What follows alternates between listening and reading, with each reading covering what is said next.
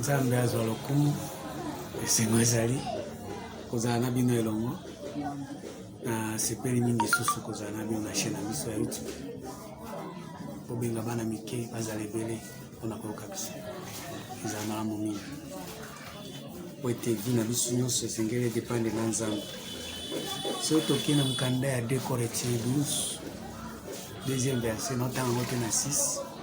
Je connais un homme en Christ qui fut il y a 14 ans ravi jusqu'au 3e ciel. Si c'est fit dans son corps, je ne sais. Si c'est fit hors de son corps, je ne sais. Dieu le sait. Je sais que cet homme, si c'est fit dans son corps ou sans son corps, je ne sais. Dieu le sait. Fut enlevé dans le paradis et qu'il attendait des choses, des paroles ineffables qui n'est pas permis à un homme d'exprimer. Je me glorifierai d'un tel homme, mais de moi-même, je ne me glorifierai pas, sinon de mes infirmités. Si je voulais me glorifier, je ne serais pas un insensé, car je dirais la vérité, mais je m'abstiens afin que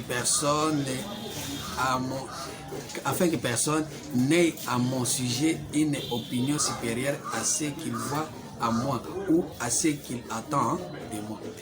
Ah, tozolobela makambo ya moto oyo à partir ya moto nde azopesa biso nguya makasi force ya 3e testament puisque lui il fit la vie jusqu'au 3e ciel puisque so olandi na bande ya Bible il faut se glorifier, cela n'est pas bon. J'en viendrai néanmoins à des visions et à des révélations du Seigneur. Moi moto ana zoya premièrement na vision azoya pe na révélation. Or ce qu'on a la vision il faut révéler vision wana puisque soko révéler yango nde éclaircir yango soko o révéler yango te oko éclaircir yango te po mukanda ya psaume 119 verset 130 ya Bible. Psaume 119 verset 130 la Bible na otanga ona kombo na Yesu Christ. Psaume 119 verset 130 yo petanga Bible na yo verset 130 et le Bible est la révélation de tes paroles est claire, elle donne de l'intelligence aux simples. Je connais un homme en Christ il y a 14 ans, il fit ravi jusqu'au 3e siècle avec des révélations qui est claires. Ils ont pu s'appeler intelligence. Il attendait des choses. Qu'est-ce qu'il attendait? Azokanine. Esaïe 8. Dans la verset 20. Ayoka kini, toke loko ayoka. Esaïe 8, verset 20. Ayoka ki makambo. À la loi, au témoignage, si l'on ne parle pas ainsi, il n'y a pas d'aurore pour les peuples.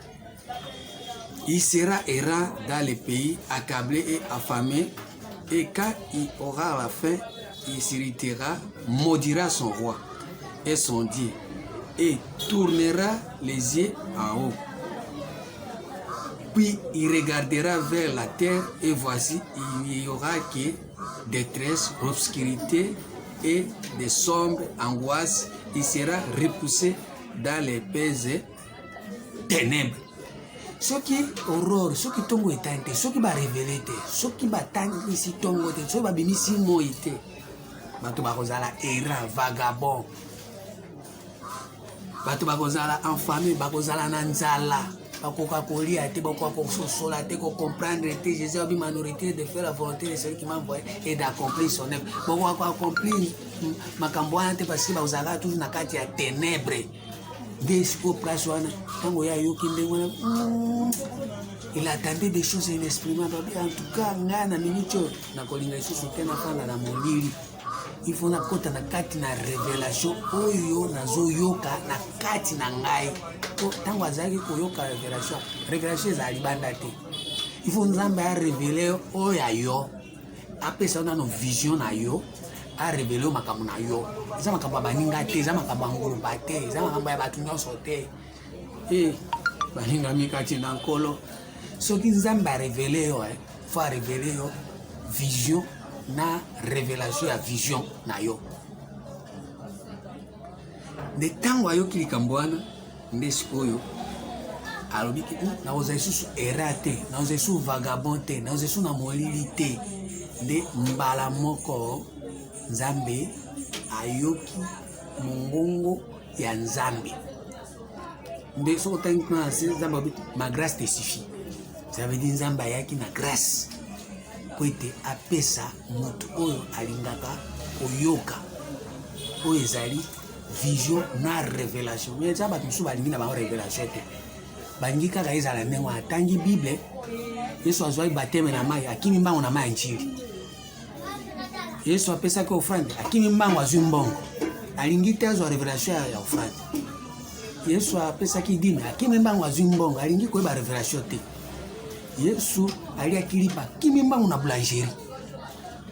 Yesu asanganaki na bayekoli na bake mpe basangani, nde oyo basangani. Or makambo wana nyonso il faut bapesa o vision nango, bapesa mpe na révélation nango. Ah, Nzambe mpe moko esanga pasi kotanda ye bato bazokoka comprendre makambo te mpe bato balingi yango te, esala motema pasi makasi.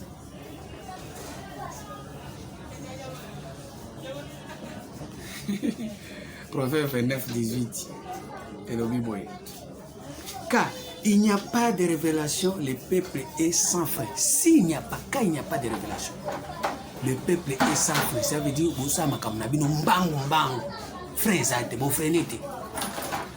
Car il n'y a pas de révélation, le peuple est sans frein. Errez si observe la loi. Moi, quand nous sommes même dans le 3e testament, je connais un homme en Christ qui fut revu jusqu'au 3e siècle. Ayoka qui vision na révélation. Puisque sur le côté na ciel, au côté la vision il y a révélation, il y a bonzambe na kati ya moko na moko. Ephésiens 3 verset 2. Ephésiens 3 verset 2. Elobi nini? Si dis-moi, vous avez appliqué la dispensation de la grâce de Dieu qui m'a été donnée pour vous, c'est par révélation que j'ai eu connaissance du mystère sur lequel je viens d'écrire un peu de mots. C'est par la révélation. Ce n'est pas par envie, ce n'est pas par ou bien c'est par la révélation. Et c'est que la révélation. La révélation de ta parole est claire. Va révéler au Lilobayan Nzambe.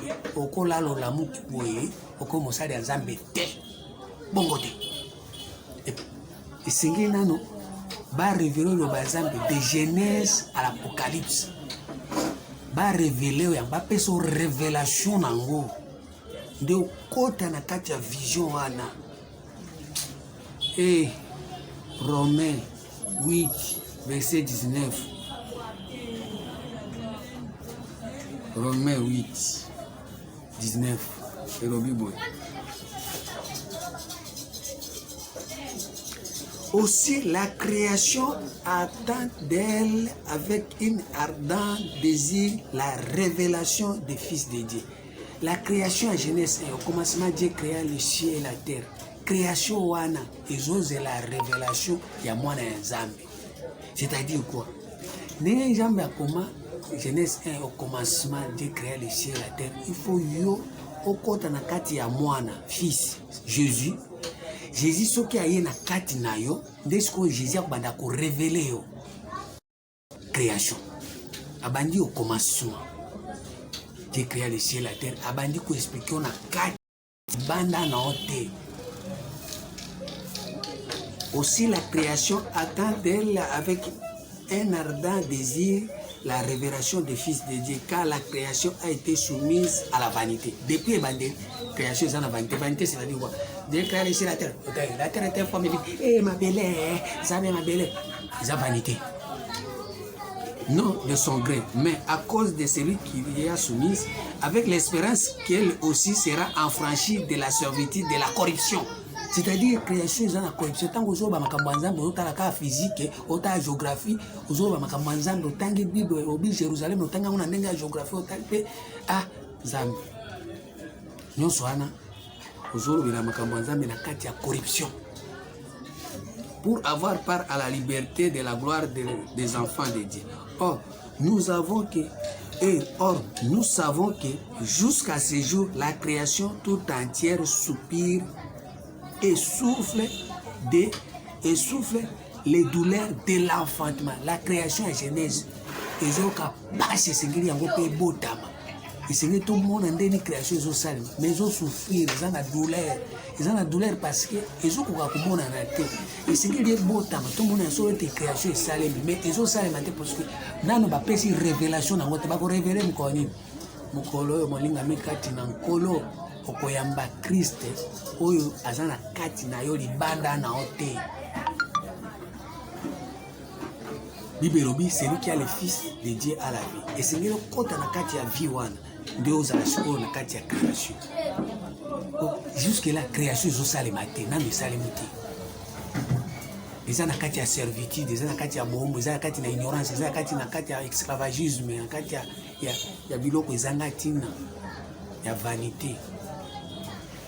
Yango tozozongisa bino maboka olengo nzambe na tina ete c'est qu'on est un homme à Christ qui fit la vie jusqu'au 3e siècle, il a attendu les choses inexprimables. Et là, quoi, il y a des ténèbres.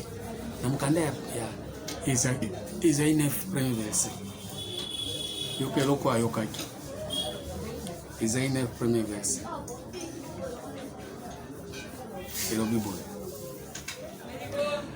Mais les ténèbres ne régneront pas toujours sur la terre. Ok? Mais les ténèbres ne régneront pas toujours sur la terre. Abina ko tika molili boyete. Neki na komi na kati ya na lingina mona création. Na tika la molili te. Mais za batu mususu afandi na yeba zoka lo banzanga. Bobetele masapo. Bobetele masolo. Atiki ka ténèbres régner ka libela na libela. Mais yeta ma matiti na 3e siècle. Eza ko ndenga na zabo na sina matiti na 3e siècle. Yo yipsanga ke zonga tizala ignorant tikaka nengwana kostale lokote na mebi ote wana boy na ondimela ote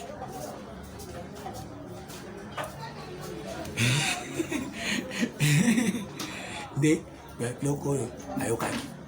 Mais les ténèbres ne régneront pas toujours sur la terre et il y a maintenant des angoisses.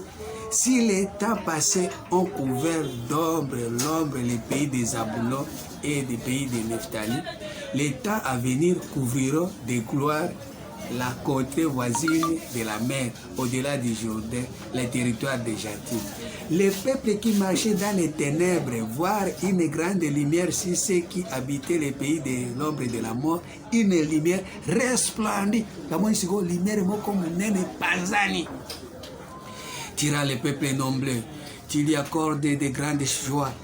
Il se réjouit devant toi comme on se réjouit à la moisson, comme on pousse des cris d'allégresse au partage du butin. Car les jours qui passaient sur lui, les bâtons qui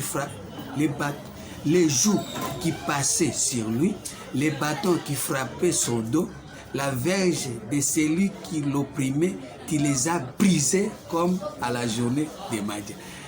Bamukumba nyonso, bafimbo nyonso, we bazali kobeta yo. Ok kote na Bible bazobeta masolo, baolo bakaka yango ana salela kaka mikumba nyonso ba memission na kati ya molili na kati na ignorance ba matea nyonso ba teyo. Nyonso kolongwa. Parce que olingi susu molili te. Olingi na ignorance te ba mikumba nyonso fo elongwa.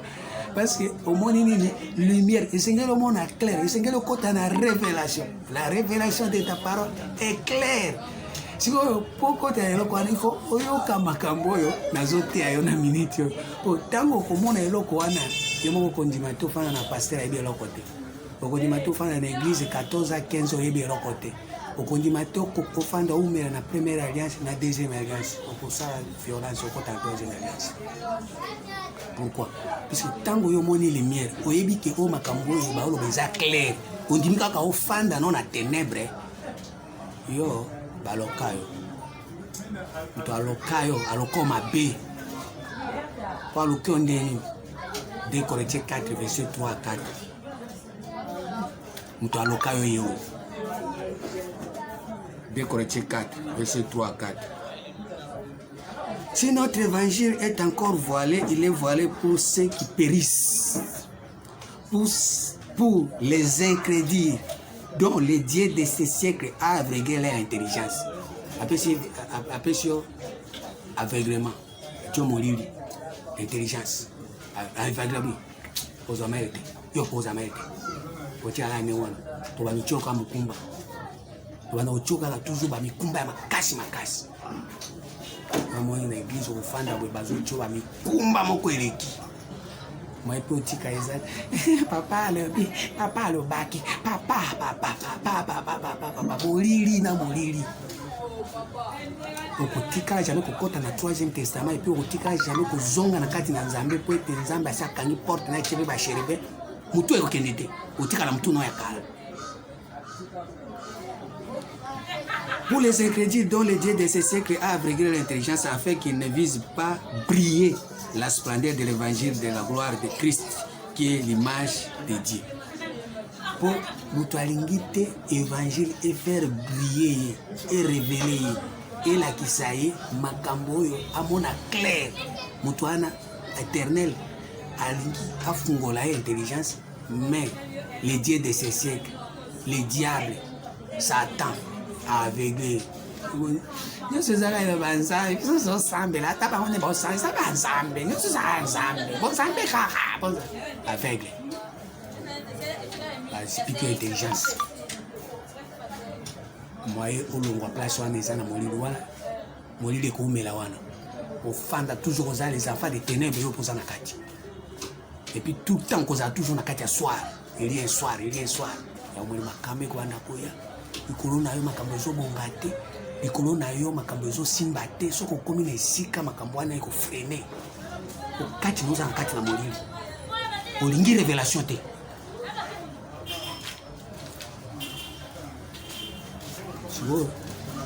Un homme en Christ qui fit ravi jusqu'au 3e siècle, il attendait les choses inexplicables. Tango ayoki makambo lui non. Asali prière ngini. 2 Corinthiens 12 verset 7.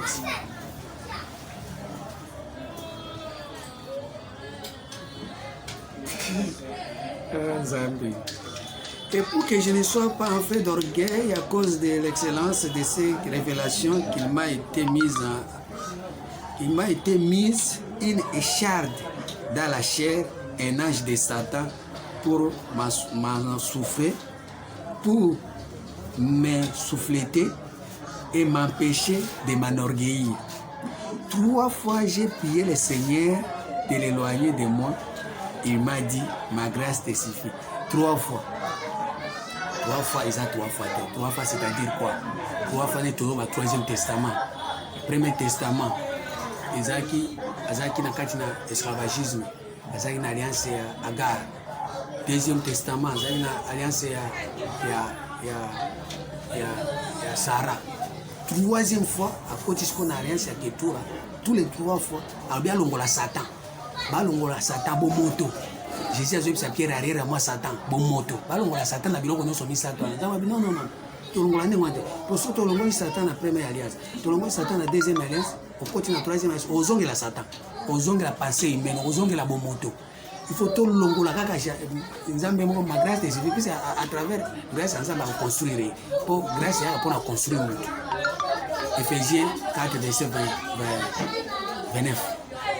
Parole de grâce, ils appellent à construire. Et c'est que nous avons battu à yo. Tant qu'on continue à 3e niveau, on prie ensemble. C'est-à-dire quoi? Au qui qu'on a changer na esprit na yo, na âme na yo, na terre, na pratique na yo, au banda ko tika la peine na ba vie à Satan, vie à bomoto. Vie à bomoto, bomoto pèse banda ko réuni bomoto. Pour awa toujours détruire bomoto. Tolingi bo moto no so kufa po mwana nde atika tolingi ka pratique ya bonzambe nde atika tolingi père na fils bazalaka moko po bo moto so ke kotika père akomi mbilinga to yebe su tata te batata bakomi ebele okomo sa makambo partir conception makambo busoba okomi ko sa lolendo parce que otanga mingi tato uzana ba diplôme or makambo ya nzambe za makambo ba diplôme te eza testé ya moto mutu ndenge aza soka ye pa nzambe ata diplôme te nzambe akosala ye ndenge alingi soki akangami na nzambe.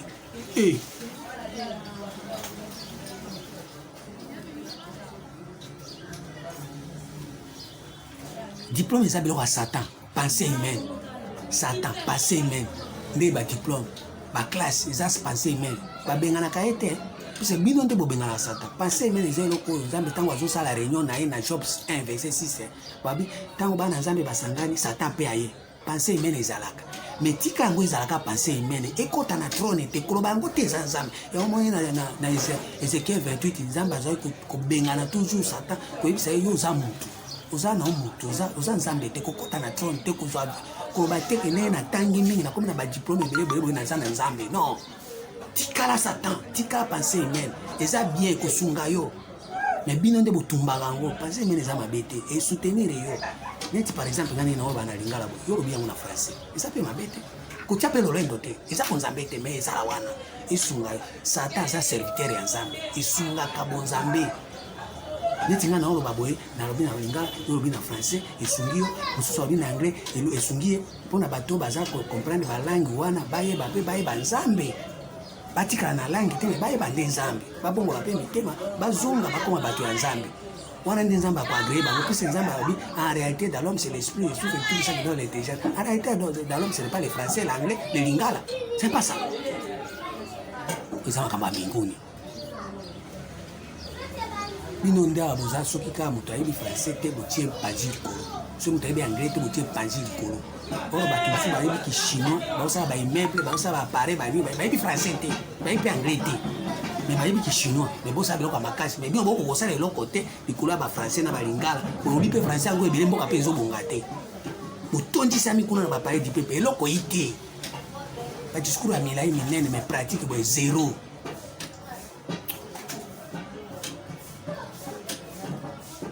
Et il m'a dit, ma grâce te suffit. Nzambe ayebi puisque na kati ya grâce total Éphésiens pour commenter na tiki bino na zone d'ombre. Éphésiens 4 verset 29. Ma grâce te suffit. Elingi probani. Qu'il ne sorte de votre bouche aucune parole mauvaise, mais s'il y a lié quelques bonnes paroles qui servent à l'édification et communiquent une grâce à ceux qui l'attendent. Ce que c'est la parole moko ezosunga pona ko édifier moto et communiquer yango.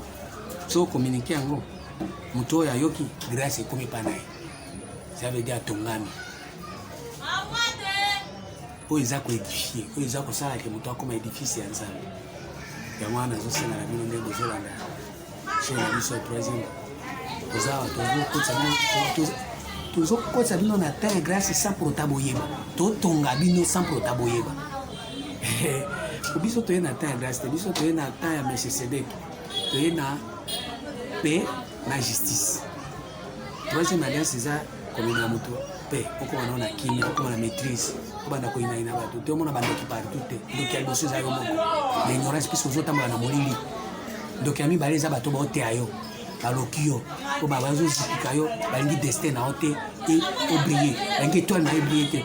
Bangi te refléter image eloko nzambe atiakati na yo bandoki ya mibale bandoki ya misato eza koboya kosabone na chaîne oyo e kosoutenir ndeki ndoki ya misato yango wana ndoki ya misato yango wana koboya kosabone mpe kosoutenir émission oyo ekende liboso bato nyonso bayeba yango comme si ndenge naza boye nga nazoloba na français boye mpe na lingala boye yo ozoloba ngo na français mbala moko otraduire yango napesi yo priorité toyesu na temps ya kobombabomba vérité te toza mposa moto nyonso ayeba okimi ekota na mboka.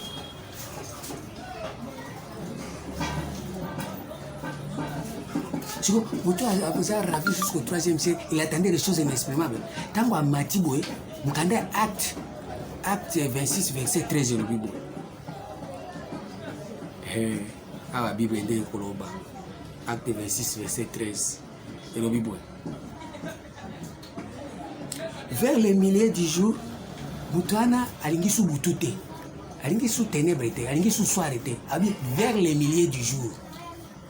Ô roi, j'ai vu un chemin resplendir autour de moi et de mes compagnons une lumière venant du ciel amoni siko lumière uti wapi likolo na ciel esika nini héritage ya 3e testament ezali tozolobela yango ciel place nini nzambe akopesa o trésor na ye Deutéronome 28 verset 12 ciel lumière ebimi siko na ciel lumière wana ekoéclairer dans le sens que mutu a découvrir eloko ebombana na kati na ténèbre oyo totanga mokanda ya 1 Corinthiens 4 verset 5.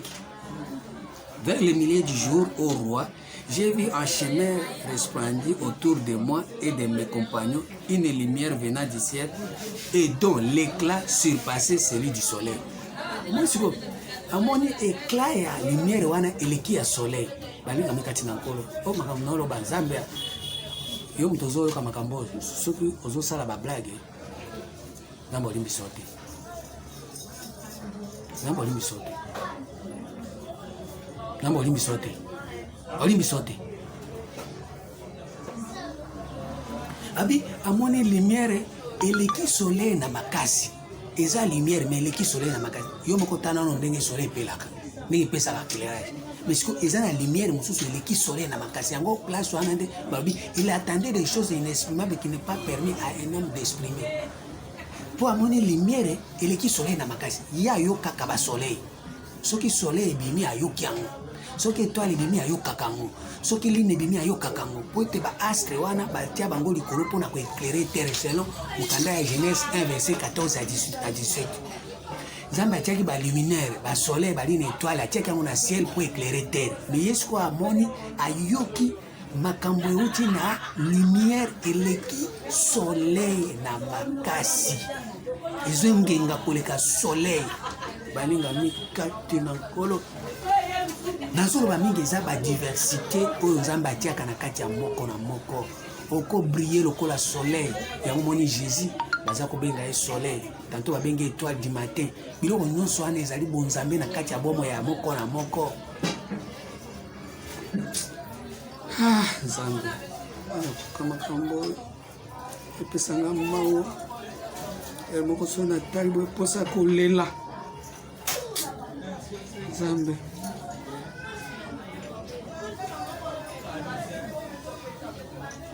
Na mkanda ya 1 Corinthiens 1 verset 19. 2 Corinthiens 1 verset 10. Pardon. 2 Pierre 1 verset 19. Et nous tenons pour d'autant plus certaines la parole prophétique à laquelle vous faites bien de prêter l'attention comme une lampe qui brille dans un lieu obscur jusqu'à ce que les jours viennent apparaître et que l'étoile du matin s'élève dans vos cœurs. L'étoile du matin s'élève dans vos cœurs. Ça veut dire na kati ya motema mutu na mutu okobimisa boye pa étoile na ye epelemi. Mbala moko akomi komona ko vivre étoile oyo Nzambe atia kati na ye dans vos cœurs. Siko tango ye amoni étoile te ye amoni lumière eleki soleil na makasi. Ndenge toza boye mutu na mutu aza na eloko oyo Nzambe atiaki esengeli epela po tango ya yo ngonga ekoki okomi opela eloko wana faut briller mais ko briller te soko fani na kati ya obscurité c'est-à-dire fani place oyo bazoteya mate ya soba baoteya mate ya kopengwisa yo oyo okoka kovivre bonzambe te siko soko fani na esiko bazoéclaire il faut okutana na lumière eleki soleil na makasi lumière wana nde 3e testament nde oyo tozopesa bino eza lumière ntango Nzambe abaki na Genèse 1 verset 3 Nzambe alobi boye Genèse 1 3e verset. Dieu dit que la lumière soit et la lumière fit. Lumière wana nde ya monaki. Lumière wana eza lumière oyo ezoya ko éclairer mutu na mutu na ça dépend ya eloko Nzambe atiaki kati na ye. Siko lumière wana oyo eleki soleil na makasi eza oyo ezouta automatiquement. Eza lilobo ezouta epai ya yemei éternel. Les autres pas pasteur et pas prophète et pas liquidité et pas à Jésus puisque Jésus a zozoyo ya éternel dans son mango. Jésus est moko azala étoile et moko azala soleil. Jésus a soleil. Dans Luc 1 verset 78 à 79. Mais oyo ezali koleka soleil, ezali oyo éternel atia kati na moko de façon que soki yo nzambe atiaki yo okoma motu boye, il faut eloko wana ekoma. So tango ye ayebi ayoki eloko wana, un homme en Christ qui fit la vie jusqu'au 3e siècle, ayoki eloko wana, mbala moko afukami akwenda se. Ça veut dire ami kitisi. Ayebi ki nayebi eloko te. Na ba compagnie les amis na biloko nyonso eza kati na moni ke toyebi eloko te. Nzambe na koka eloko oyo. Dieu dit que la lumière soit et la lumière fait. Dieu vit que la lumière était bonne et Dieu sépara la lumière avec les ténèbres. Dieu appela la lumière jour et il appela les ténèbres nuit. Et si hier soir, hier matin, ce fut le premier jour. Awa makambo esali maka premier jour o muto akutani na nzambe neti ya akutanaki na nzambe wana ezalaki premier fois akutana na lumière wana nde ezali premier jour na ye nde abandi journée ya liboso na nzambe nde journée abandi koteyama 3e testament nde journée akotaki place azalaki na vie na 3e siècle nde abandi koyoka sikoyo makambo ya 3e siècle nde ciel na ye efungwami nde lokola ndenge na oloba boye yo mpe soki okomprendre makambo mbala moko kobanda okota na premier jour ya bible osimba nano bible te nde bible na yo sikoyo kosimba nde yango oyo tango ozo koyoka makambo oyo tozonga na acte 26 verset 13 tanga ngomwa kwanga vers les milliers de jours au roi, j'ai vu en chemin resplendir autour de moi et de mes compagnons une lumière venant du ciel et dont l'éclat surpassait celui du soleil. Nous tombâmes tous par terre et j'attendis une voix qui me disait en langue hébraïque, en langue hébraïque. Saoul, Saoul, pourquoi me persécutes-tu? Il te serait dit de réjamber contre les aiguillons. J'ai répondu, qui es-tu, Seigneur? Et le Seigneur dit, je suis Jésus que tu persécutes. Premièrement, makambo nzambe Saoul azali koloba azo persécuter ningi koloba nini makambo nzambe eza Jésus parole tango ozoloba ngo na ndenge ya buzoba yeba ko zo persécuter Jésus tango ozoloba ngo na ndenge ya ignorance zo persécuter Jésus tango ozoloba ngo na ndenge ya bomoto zo persécuter Jésus tango ozoloba ngo na ndenge ya premier testament zo persécuter Jésus tango ozoloba ngo na ndenge ya deuxième testament zo persécuter Jésus ça veut dire zo kokakola kisa bato clarté makambo nzambe te ozomema bato na kati na ignorance yo poza ignorant. Mais lève-toi et tiens-toi sur tes pieds, car je te suis à Paris pour t'établir ministre et témoin des choses que tu as vues et de celles pour lesquelles je t'apparaîtrai. Alors, ce que Jésus apparaître, a comme ce qu'on tambour, comme apparition. Or, ce que Jésus apparaître, c'est le Colossiens 3, verset 2 à 4. A kolobela makambo ya likolo, kuna ipa ya fandi. Jésus a zomba makambo ya likolo, bandi ko yebisa isiko akomi ko apparaître. Soki Jésus apparaître, eza po ayibiso makambo ya lola. Soki Jésus azobimela yo na ndenge ya kotambola na ye na nzela boye, azolobela makambo terre à terre, azolobela ba parabole ba masisi. Ya mo ba disciple ya Jésus nyonso ba tambola na Jésus na se, ba yeba ete azolobela makambo ya terre à terre. Mais tango abimeli Paul apparaître, abandi olobela makambo ya likolo, parce que ye azwaki occasion ya kozala ravi. Tango oza ravi okoyoka makambo mosusu par rapport na bato baza terre à terre bango bamesana na Jésus parole oyo eza okende poto okobala okobota okosala savon oyeba koservi mobali koyeba koyamba mobali ndenge balambaka na cuisine verset biblique à l'appui ndenge okoki kopesa mobali nao cwacwa batangi bible biloko nyonso wana terre à terre Paul atikala koyoka yango te Pierre Basha ya umoni bawanga naye yo na ndenge ya boye toyebi kaka ndenge ya terre à terre eza kwa yo ndenge eza boye tango okoba comprendre makambo tozoba okowanga na Jésus 3 fois okowanga na makambo oyebi yango kala okowanga nango ba yango te mpe mbala moko Jésus wana tokoboma ye pesa yango opportunité na oboma ye toboma bonzambe wana tokoboma bo Jésus wana po ese Jésus wana eza ya première alliance na deuxième.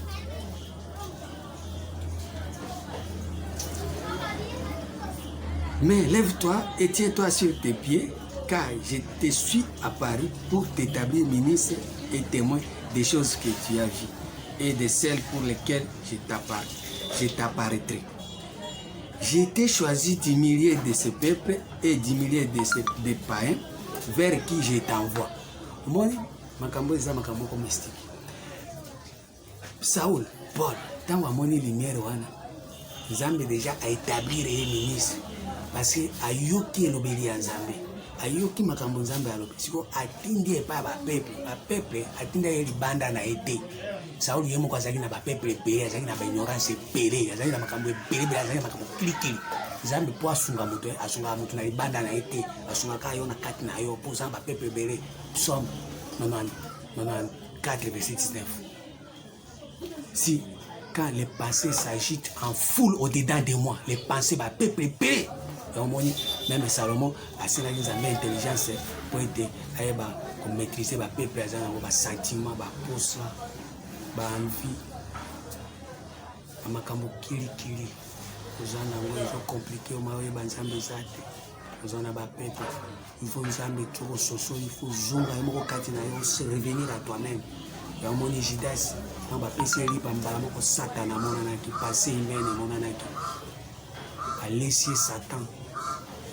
Yonde le koka le banza me kati na yo zo sosola te kozana ba pepe kozana ba foule kozana buzoba ebele kozana makambo ebele landaka ni bangu ko zo bimsango libanda na troisième testament okozongela ba païen ba pepe o bazana kati na yo ba païen par rapport à Ephésiens 4 verset 17 par rapport à 1 Thessaloniciens 4 verset 4 ba nzamba zate nzamba zai etikala bana kombo na Yesu Kristo. Amen.